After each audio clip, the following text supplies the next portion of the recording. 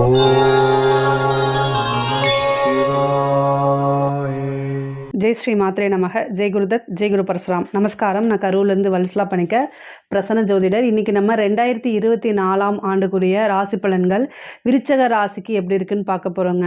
அதாவது இந்த 2024 வருடம் பிறக்குது இல்லையா, அந்த அந்த அன்னைக்கு உங்களுடைய ராசி அமைப்பு படி கிரகங்கள்லாம் என்ன பொசிஷனில் இருக்குது அப்படிங்கிறத பார்க்கலாம். இந்த வருஷம் 2024 வருஷம் மக நட்சத்திரம் சிம்ம ராசியில் பிறக்குது.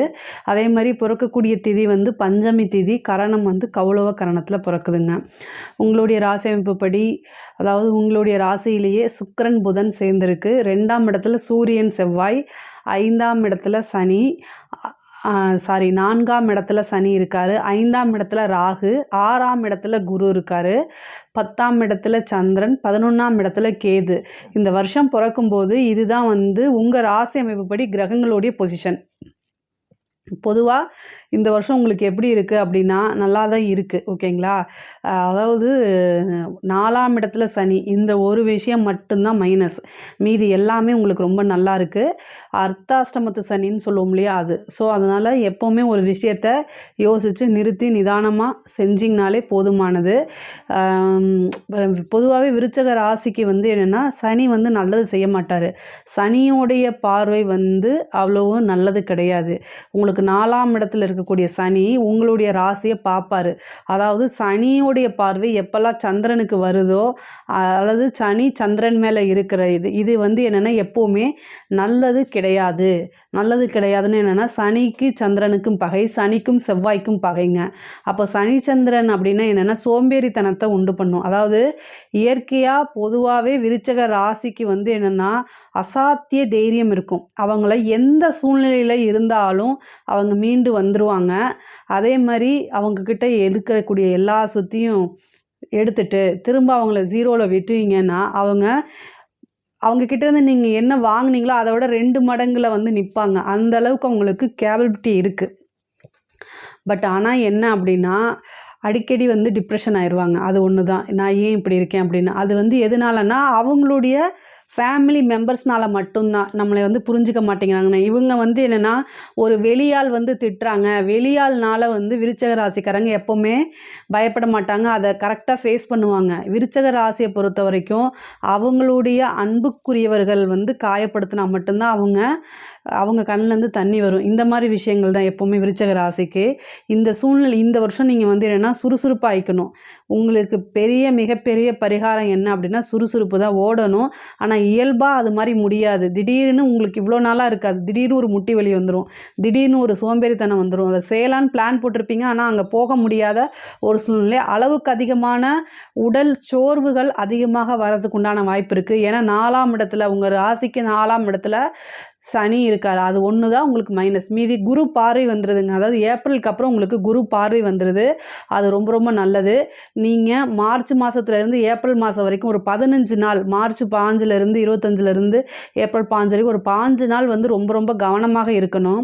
என்னென்னா 4ஆம் இடத்துல உங்கள் அதாவது ராசியாதிபதி செவ்வாயும் சனியும் சேரக்கூடிய அந்த காலகட்டம் கோச்சாரத்தில். அப்போது வண்டி வாகனங்களில் போகும்போது கவனமாக போகணும். நீங்கள் கரெக்டாக ஓட்டுனாலும் ஆப்போசிட்டில் வரவங்க உங்கள் மேலே ஏதாவது பண்ணிட்டாங்கன்னா அது உங்களுக்கு கஷ்டம் தானே. அதனால் ரொம்ப கவனமாகவும் எச்சரிக்கையாகவும் நீங்கள் போகல அப்படின்னா கண்டிப்பாக ஏதாவது ஒரு சின்ன விபத்து கண்டங்களை சந்திக்கிற மாதிரி வந்துருங்க. அதனால் கவனமாக இருக்கணும். தொழிலை பொறுத்த வரைக்கும் உங்களுக்கு ரொம்ப நல்லா இருக்குது. இந்த குரு பயிற்சிக்கு அப்புறம் உங்களுக்கு ஆஃப்டர் ஜூனுக்கு அப்புறம், அதாவது ஏப்ரல் மே ஜூன்லலாம் உங்களுக்கு நல்ல தொழில் நல்ல டெவலப்மெண்ட் கிடைக்கும். அதாவது புதுசாக தொழில் தொடங்குறதுக்கு இது ரொம்ப நல்ல டைமு. உங்களோட ஜாதகத்தில் தொழில் ஸ்தானம் எப்படி இருக்குங்கிறத ஒரு கிளான்ஸ் பார்த்துட்டு ஆரம்பிச்சுக்குங்க. தொழிலை பொறுத்த வரைக்கும் ரொம்ப சூப்பராக இருக்குது. புதுசாக ஸ்டார்ட் பண்ணலாம். அதே மாதிரி ஏற்கனவே தொழில் பண்ணிட்டு இருக்கவங்க இந்த டைமில் என்னென்னா உங்களுக்கு நல்ல பிஸ்னஸ் நல்ல ஸ்டார்ட் அப் ஆயிரும் உங்களுக்கு. அதை நீங்கள் என்ன செய்யணும் அப்படின்னா சுறுசுறுப்பாக, அதாவது நீங்கள் சுறுசுறுப்பை மட்டும் இன்க்ரீஸ் பண்ணிக்கணும், போய் பார்த்துக்கணும். ஆனால் நல்லபடியாக போகுங்க. பிஸ்னஸை பொறுத்த வரைக்கும் இந்த வருஷம் ரொம்ப சூப்பராக இருக்குது. வேலையில் இருக்கவங்களுக்கு ரொம்ப நல்லா இருக்குது. அதாவது உங்களுக்கு வேலையும் உங்களுக்கு ரொம்ப நல்லா இருக்குது. ஒரு சிலருக்கு உத்தியோக மாற்றங்கள்லாம் கிடைக்கும். ஏன்னா குரு பயிற்சிக்கு அப்புறம் என்னென்னா தொழில் மாற்றம், வேலை மாற்றம், உத்தியோக மாற்றம், அதாவது இடமாற்றங்கள் உறுதியாக உண்டு. நீங்கள் பார்த்துட்டு இருக்க வேலையிலேருந்து ப்ரொமோஷன் கிடைக்கிறது, அதே அதே மாதிரி வேறு இடத்துல ட்ரான்ஸ்ஃபர் ஆகிறதுக்கு உண்டான அமைப்புகள், நீங்கள் எதிர்பார்த்தாலும் எதிர்பார்க்கலாம் திடீர்னு ஒரு மாற்றங்கள் உங்களுக்கு உறுதியாக உண்டு. எப்போ அப்படின்னா ஏப்ரலுக்கு அப்புறம் உங்களுக்கு உறுதியாக உண்டு. அதாவது 11ல் வந்திருக்கக்கூடிய கேது வந்து என்னென்னா நல்ல லாபஸ்தானம், அதாவது லாபத்தை வந்து உண்டு பண்ணுவார். ஏன்னா இந்த வருஷமே பிறக்கிறது வந்து என்னென்னா கேதுவோட மக நட்சத்திரம்ங்கிறது கேதுவோடது. அது உங்கள் ராசிக்கு என்னென்னா 11ல் தான் இருக்குது. அப்போ வந்து இந்த வருஷம் பொறுத்த வரைக்கும் உங்களுக்கு நல்ல லாபங்கள், நீங்கள் கரெக்டாக பிளான் பண்ணிங்க அப்படின்னா நல்ல லாபங்கள், நல்ல மைண்டு, அதை கரெக்டாக நீங்கள் யூஸ் பண்ணிக்கணும். விருச்சக ராசியை பொறுத்த வரைக்கும் வந்து இயற்கையாகவே வந்து உங்களுக்கு பின்னாடி எப்படி தான் அதாவது என்ன நடக்க போகுதுங்கிறத முன்னாடியே ஜட்ஜ் பண்ணி அதுக்கு தகுந்த மாதிரி பிளான் போட்டெல்லாம் பண்ணக்கூடிய கெப்பாசிட்டியான ஆள் தான் நீங்கள். அதை இந்த வருஷம் பண்ணுங்கள், சூப்பராக மேலுக்கு வந்துடலாம். அதே மாதிரி ராகு 5ஆம் இடத்துல இருக்குது. திடீர்னு ஒரு அதிர்ஷ்டம் வரும். பூர்வீக சொத்துக்கள் அதெல்லாம் உங்களை தேடி வரும். அதாவது அதில் ஏதாவது இருந்துச்சுன்னா கூட, வில்லங்கங்கள்லாம் இருந்துச்சுன்னா அதெல்லாம் சால்வ் ஆகி உங்களுடைய இதுக்கு வந்துடும். அதே மாதிரி கோர்ட்டு கேஸ்னு ஏதாவது பிரச்சனை இருந்தாலும் அதுவும் சால்வ் ஆகிறதுக்கு உண்டான அமைப்புகள் இருக்குது. குரு வந்து 7ஆம் இடத்துக்கு வரும்போது எல்லாமே உங்களுக்கு நிவர்த்தி ஆயிடும். அதே மாதிரி கடன் பிரச்சனைகள், அது வந்து என்னென்னா இந்த வருஷம் வந்து உங்களுக்கு கடன் பிரச்சனைகள் இருக்காது. கடன்லேருந்து நிவர்த்தி ஆகிறதுக்கு உண்டான வாய்ப்புகளும் கிடைக்குங்க. பொதுவாக நீங்கள் அந்த 5ல் ராகு இருக்கும்போது என்ன திடீர்னு ஒரு அதிர்ஷ்டம் வரும். இது மாதிரி செஞ்சால் நமக்கு அதிர்ஷ்டம் கிடைக்குன்னு ஏதாவது உங்களுக்கு மனசில் தோணுச்சு அப்படின்னா அந்த விஷயத்தை நீங்கள் செய்யுங்க. அதாவது நான் வந்து புதையல் லாட்ரி அது மாதிரிலாம் வந்து ஊக்குவிக்க மாட்டேன். பட் ஆனால் இந்த டைம் உங்கள் மனசுக்கே ஒரு சில விஷயம் தோணும், இந்த மாதிரி விஷயங்கள் நம்ம பண்ணுனா நமக்கு இது வரும் அப்படின்னு நினச்சிங்கன்னா அந்த விஷயத்தை தாராளமாக செய்யுங்க.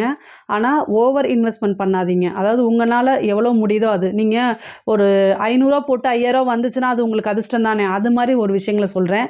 பட் ஆனால் 500 போனாலும் அதை பற்றி உங்களுக்கு கவலை இல்லைல்ல, அந்த மாதிரி ஒரு விஷயம் ஏதாவது உங்களுக்கு தேடி வந்துச்சுன்னா அதை மிஸ் பண்ணாமல் நீங்கள் செய்யுங்க. அதை தான் நான் சொல்ல வரேன். அப்புறம் வந்து படிக்கக்கூடிய குழந்தைங்களுக்கு வந்து என்னென்னா ரொம்ப சோம்பேறித்தனமாயிரும். 4ல் இருக்க மந்தத்தை ஏற்படுத்தும். 4ல் இருக்கக்கூடிய சனி என்னென்னா மந்தத்தை ஏற்படுத்திடும். நாளைக்கு படிக்கலாம்னு சொல்லலாம், இல்லைனா ஒரு வந்து ஞாபக மறதி இந்த மாதிரி ஏற்படுத்திடும். ஃபோனை எடுத்து வச்சிங்க அப்படின்னா ஹோம்ஒர்க்கை பார்க்காம வேறு ஏதாவது இன்ஸ்டா இந்த மாதிரி இதெல்லாம் பார்த்துக்கிட்டு இருக்கணும்னா அமைப்புகள் இருக்குது. ஸோ அதனால் கவனமாக இருக்கணும். படிப்பு தான் வாழ்க்கையை வழி நடத்தி அடுத்த ஸ்டேஜுக்கு எடுத்து செல்லும். அதை வந்து நீங்கள் மனசில் வச்சுட்டு என்ன செய்யணும் அப்படின்னா படிக்கணும். உயர்கல்வி படிக்கிறவங்களுக்கு இது ஒரு நல்ல ஆப்பர்ச்சுனிட்டி. 7ல் குரு வந்திருக்காரு. வந்து ஒரு சிலருக்கு ஸ்காலர்ஷிப் கிடைக்கும். படிக்கிறதுக்காக வெளிநாடு போகிறது, வெளி மாநிலங்களுக்கு போகிறது அது மாதிரி இருக்கும். அதே படித்து முடித்தோன்னே உங்களுக்கு காலேஜ்லேயே வந்து என்னென்னா பிளேஸ்மெண்ட் கிடைக்கிறதுக்கு உண்டான வாய்ப்புகள் இருக்குது. ஒரு சிலருக்கு நல்ல இடத்துலையே பிளேஸ்மெண்ட்டு, வெளி மாநிலங்கள் வெளிநாடு போகக்கூடிய ஆப்பர்ச்சுனிட்டிஸும் உண்டு. படித்து முடித்தோன்னே அதாவது வேலை கிடைக்கிறது இந்த வருஷம் உறுதியாக உண்டு. கரெக்டாக நீங்கள் ட்ரை பண்ணிங்க அப்படின்னா கிடச்சிருங்க. ஏன்னா அந்த மாதிரி பொசிஷனில் இருக்குது, எல்லா கிரகமுமே நல்ல பொசிஷனில் இருக்குது. கணவன் மனைவி அதாவது திடீர்னு வந்து என்னென்னா, அதாவது ஆல்ரெடி ஏதாவது மேரேஜில் இது மன வாழ்க்கையில் பிரச்சனை பிரிஞ்சிருந்தவங்க கூட திடீர்னு சேர்றதுக்கு உண்டான உங்களுடைய கருத்து வேறுபாடுகள்லாம் நீங்கி கணவன் மனைவியிடையே ஒற்றுமை நிகழும். பிரிந்தவர்கள் வந்து சேர்றதுக்கு உண்டான வாய்ப்புகள் இருக்குது. அதே மாதிரி திருமணத்தை பொறுத்த வரைக்கும் அதாவது மே மாதத்துக்கு அப்புறம் வந்து திருமண வாய்ப்புகள் உறுதியாக உண்டு. திடீர் திருமணம் நடக்கும். அதாவது காதலிச்சவங்க வந்து என்னென்னா திருமணம் அடுத்த ஸ்டேஜுக்கு என்னென்னா திருமணம் போகிறதுக்கு உண்டான வாய்ப்புகள். ஏன்னா 5ல் வந்திருக்கக்கூடிய ராகு வந்து காதல் திருமண யோகத்தை கொடுக்குங்க. அதாவது 7ல் குரு வராரு, 5ல் ராகு இருக்குது, 11ல் கேது இருக்குது. இதெல்லாம் என்னென்னா பெரியோர்களால் காதல் திருமணம் அங்கீகரிக்கப்பட்ட ஆசீர்வாதத்தினால, அதாவது பெரியவர்களுடைய ஆசீர்வாதத்தினாலேயே அதை நடக்கிறதுக்கு உண்டான வாய்ப்புகள் இருக்குது. அப்புறம் ஆல்ரெடி ஏதாவது ராகு கேது வந்து என்னென்னா சில டைம் என்னென்னா பிரிவினையும் கொடுத்துரும். காதல் ஏதாவது பிரச்சனை அப்படின்னா அது பிரேக்கப் வரைக்கும் போகிறதுக்கு உண்டான வாய்ப்பும் இருக்குது. அதே மாதிரி பெண் குழந்தைங்க 5ஆம் இடத்துல வந்து ராகு வரும்போது அவங்க படிச்சுட்டு இருக்கவங்களுக்கு லவ் வரதுக்கு உண்டான வாய்ப்பு இருக்கும். அதனால் அதில் கவனமாக இருங்க.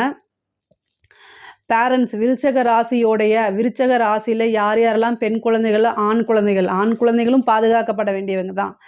அதாவது 5ஆம் இடத்துல ராகு வந்திருக்கு. இவங்க காலேஜ் படிச்சுட்டு இருப்பாங்க. காலேஜ் முடித்து என்ன செய்யணும், அடுத்தது ஹையர் ஸ்டடீஸ்க்கு போகணும், இல்லைனா அவங்களுடைய கெரியரை சூஸ் பண்ணணும். அதாவது அவங்க என்ன ஜாப் போகணும் அப்படின்னு பார்க்கணும். இந்த 5ல் வந்திருக்கக்கூடிய ராகு தேவையில்லாத எண்ணங்களை புகட்டிடும் உங்களுக்கு. அதுவும் அந்த 5ஆம் இடம்ங்கிறது மீன ராசியாக வருது. அந்த இடத்துல புதன் மட்டும் யாருக்காவது இருந்துச்சுன்னு வச்சுக்கோங்களேன், உறுதியாக காதல் அப்படிங்கிறது அவங்களுக்கு வந்துடும். ஸோ மைண்ட் எல்லாமே என்னென்னா வேலை காசு சம்பாதிக்கணுங்கிறதுல போகாது.